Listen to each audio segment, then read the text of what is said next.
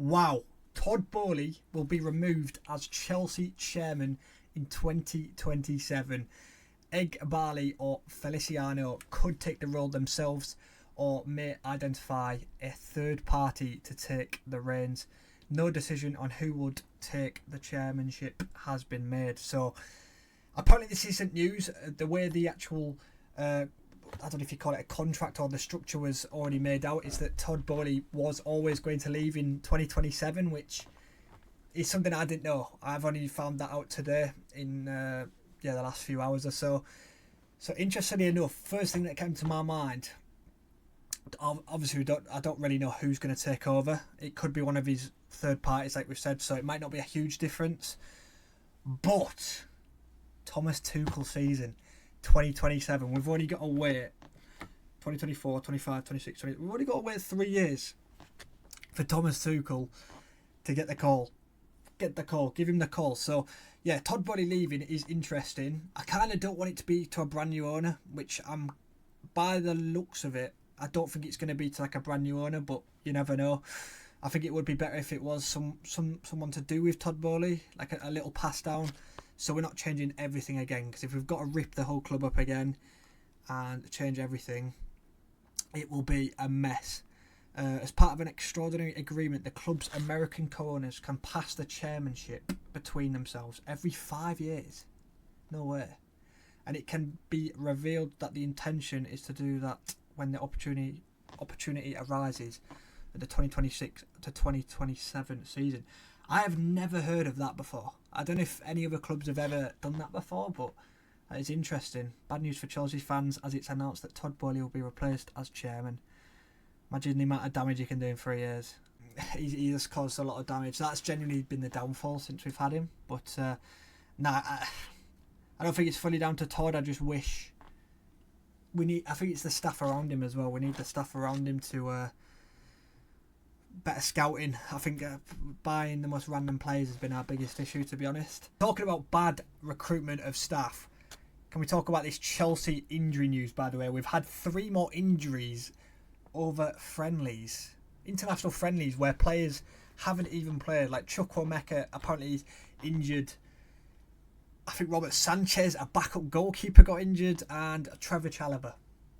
So lost for words at this point. I mean, I've just logged on Twitter today, and the injury news has come out. We've got 3 more injuries. There we go.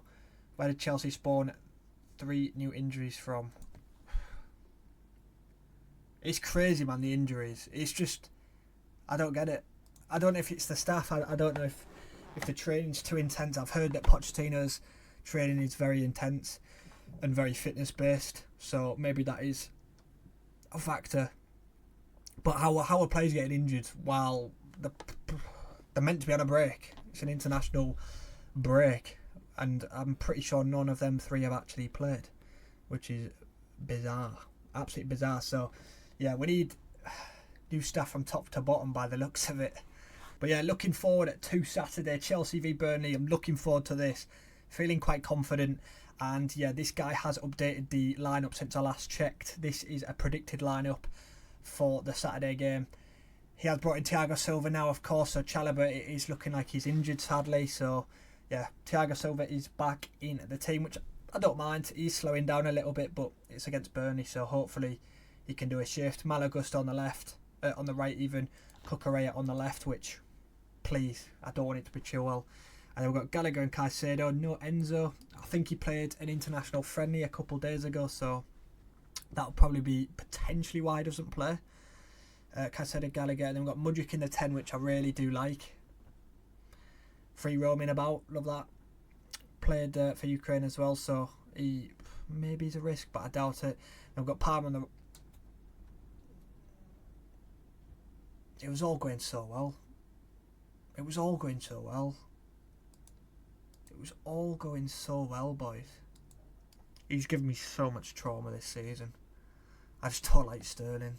And this stat is crazy. 47 injuries Chelsea have had this season. Like it's mad. But not many people talk about it. When Liverpool have lost a few players, don't get wrong, they have had quite a few injuries, but no one really mentions it when Chelsea have got them.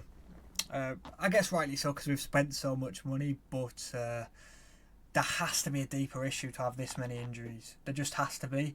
Also, I've just loaded up as well. I don't know how reliable this source is, but I have actually seen this keeper talked about quite a bit.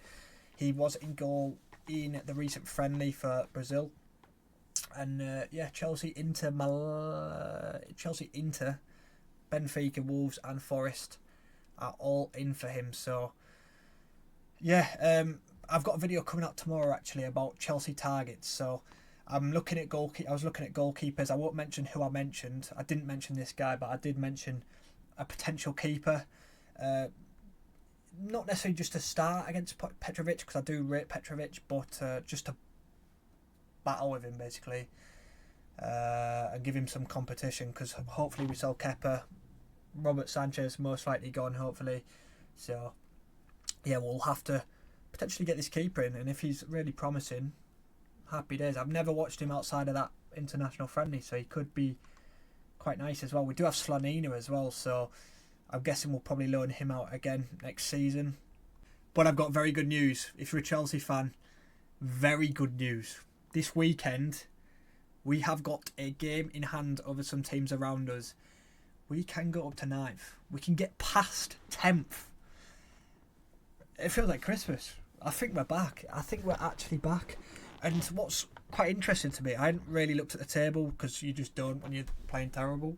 But we're actually not that far off, like, even United, really. We play United in the midweeks. If we win on Saturday against Burnley and then we beat Man U as well, we'll be right up against them. In fact, let me do my maths. I've got to count my fingers because I'm not very good at maths, but 40, 41, 42, 43, 44, 45. That'll put us on 45 points if we can win the next two.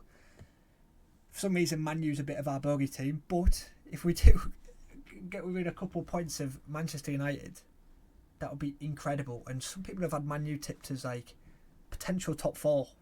I think they probably are too far now, but yeah, people have had Man U in the top 4. So hopefully get Europe. That's all I want. Top 7, I think it is, for the European spots. So top 7 would be amazing for this season because of the start we had. To end the season with Europe on a high, it'll just mean we're optimistic for next season.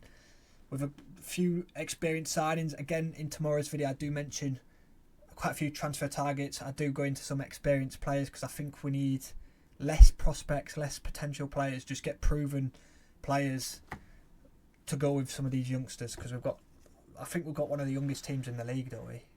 Which is, well, I think probably Thiago Silva's keeping it up a little bit because he's 38 or 39, but when Thiago Silva does leave, we will probably have the youngest squad in the league, so we do need a bit of experience to go with it. So some insane games this weekend as well. We have got Arsenal versus Man City. I've got a feeling Man City edge that purely because it's at Etihad. I think it's going to be 2-1, and Liverpool play Brighton as well, so Liverpool will probably win that. But yeah, other than that, hopefully you guys have enjoyed. If you guys like these sort of Chelsea news videos sort of thing, I'm a Chelsea fan, so I do enjoy speaking, just yapping about Chelsea really. And yeah, hopefully you guys have enjoyed. I probably will do more videos. I've got a Chelsea video coming tomorrow as well, so keep a lookout for that. And yeah, if you guys could drop a like, that would be appreciated, and I'll catch you guys in the next one.